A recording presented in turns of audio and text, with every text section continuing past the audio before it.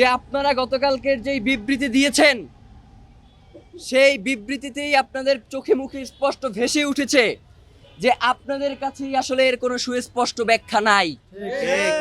আপনারা এক এক সময় এক এক ধরনের কথা বলছেন।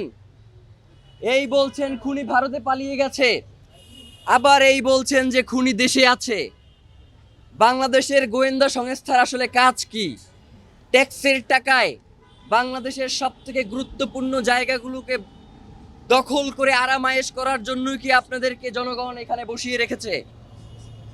আপনারা যদি ওসমান হাদির মতো এত গুরুত্বপূর্ণ বাংলাদেশের স্বাধীনতার সার্বভৌমত্বের প্রতীক জুলাই জজবার প্রাণ শহীদ ওসমান হাদির খুনের ঘটনাকে যদি এইভাবে তুচ্ছ-তাচ্ছিল্য করেন, যারা বাংলাদেশের জনগণের জীবনকে জাহান্নাম বানিয়ে দিতে চান, বাংলাদেশের জনগণ যতক্ষণ পর্যন্ত স্বাধীনতা সার্বভৌমত্ব রক্ষার এই আন্দোলনে রয়েছে, আপনারা কোনো শান্তিতে থাকতে পারবেন না। বাংলাদেশের জনগণ আপনাদের জীবনকেও জাহান্নাম বানিয়ে ছাড়বে।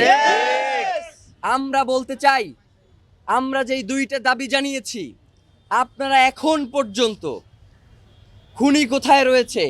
আপনারা খুনির ড্রাইভারকে গ্রেফতার করছেন, খুনির ড্রাইভারকে আপনারা গ্রেফতার করতে সক্ষম হন নাই।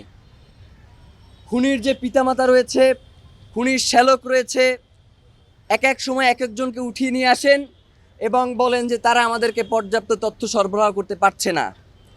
মানে গোয়েন্দা সংস্থা এবং যারা হচ্ছে তাদেরকে জিজ্ঞাসাবাদ করেন, আপনারা বলেন যে তারা সর্বোচ্চ তথ্য সরবরাহ করতে পারছে না, এবং আপনারা গুলি করা পরবর্তী সময়ে আমাদের কাছ থেকে তথ্য নিয়ে খুনিকে নিশ্চিত করবার চেষ্টা করেন। আপনাদের কাছে সেই ক্যাপাসিটিও নাই যে খুনিকে কিভাবে চিহ্নিত করা যায়।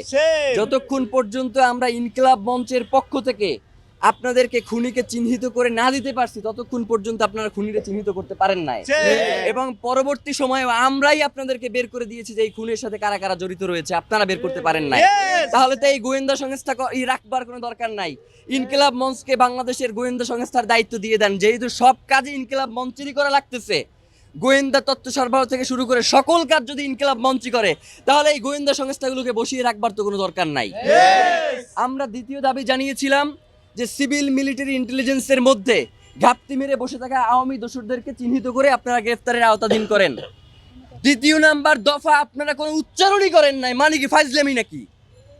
মানে বাংলাদেশের জনগণ, কোটি কোটি জনগণ আপনাদেরকে দুইটা দফা দিয়েছে, আপনারা কোনো তোয়াক্কাই করতেছে না। বাংলাদেশের জনগণ এই সরকারকে টিকিয়ে রাখার দায়িত্ব নেয় নাই। এই সরকার যদি এই বিচার নিশ্চিত না করতে পারে, এই সরকারে থাকবার কোনো দরকার নাই। বাংলাদেশের জনগণ দীর্ঘ 15 মাস ধরে এই সরকারের সকল অন্যায়কে শুধুমাত্র বৈধতা দিয়েছে যাতে জুলাইয়ের এই বিচারগুলো হয়, যাতে বাংলাদেশের স্বাধীনতা সার্বভৌমত্ব অক্ষুণ্ণ থাকে, যাতে বাংলাদেশের স্থিতিশীলতা বজায় রাখে, যাতে বাংলাদেশে সুষ্ঠু একটা নির্বাচন হয়। আপনারা কোনোটাই করতে সক্ষম হচ্ছে না। তাইলে আপনাদের তো এইখানে বসে আরাম করবার কোনো দরকার নাই। আপনাদেরকে যখন আমরা গিয়ে বলি যে এই খুনিদেরকে কারা ছাড়াইলো, আপনি হাসতে হাসতে বলেন যে বাবা এইটা কেমন কথা, এর দায়িত্ব তো আমার না। এই মিয়া ফাইজলামি করেন। আপনার আইনমন্ত্রী বানানো হয়েছে কি আপনার খালি দায় অস্বীকার করবার জন্য? আপনি আইন উপদেষ্টা হয়েছেন কি খালি দায় অস্বীকার করবেন এই জন্য? আপনার কি কোনো দায় নাই? এই যে জনগণ, যখন এই যে উপদেষ্টা পরিষদ গঠিত হয়, জনগণ কারে চিনত? জনগণ তো খালি আপনারই চিনত। ডক্টর ইউনূস আসবার পূর্ব পর্যন্ত তো এই উপদেষ্টা পরিষদ কারা কি হবে, এই দায়িত্ব তো আপনার উপরেও বর্তায়।